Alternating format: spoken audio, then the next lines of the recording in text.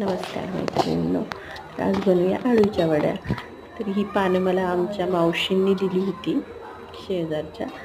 तर ही पानं खूप छान आहेत, मोठी मोठी पानं आहेत. तर मी ह्याच्या आळूच्या वड्या बनवत आहे आज. ह्याची भाजी पण बनवतात मैत्रिणींनो, मी तुमच्याबरोबर शेअर करील ही पण भाजी. तर आळूची पानं स्वच्छ 2 पाण्याने धुवून घ्यायची आहे.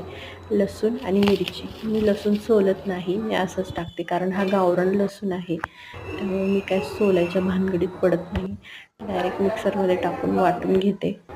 आणि मग तो जो लसूण मिरचीचा ठेचा आहे तो ह्याच्यामध्ये टाकायचा आहे. लाल मिरची पावडरमध्येही करतात, पण लाल मिरची पावडरचं एवढं टेस्टी लागत नाही. तर वरतून लिंबू पिळून आपण त्यामध्ये टाकायचं आहे. तर हे असं जास्त घट्ट पण नाही आणि जास्त पातळ पण नाही, असं पीठ तयार करून घ्यायचं आहे. आता घेऊया आळूची पानं. आळूच्या पानांना बेसन कसं लावायचं त्यात पण एक ट्रिक आहे.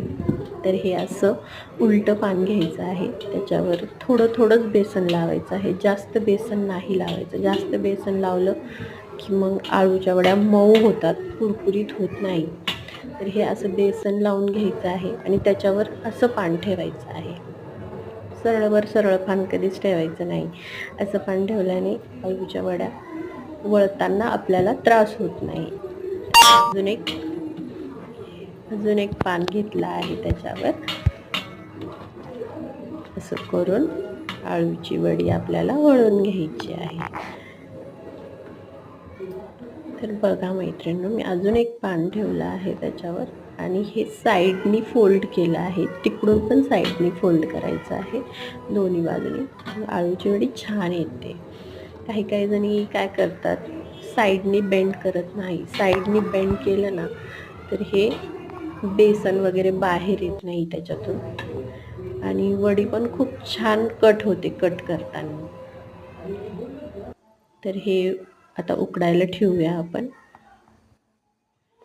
उकडून झाल्यात आपल्या वड्या. आता मैत्रिणींना आपण तळून घेऊया. तर ह्या तेलात मी ना वडापाव बनवला होता आदल्या दिवशी. तर हे वडापावचं तेल आहे, त्याच्यातच मी वड्या तळून घेत आहे. ते खूप छान होतात. आळूच्या पानांचं खूप महत्त्व आहे. आळूचे पान हे आयुर्वेदात खूप गुणकारी म्हणून आहे. तर त्यामुळं मूतखड्याचा जो आपल्याला त्रास होतो किंवा मग अचानक गेलेला केस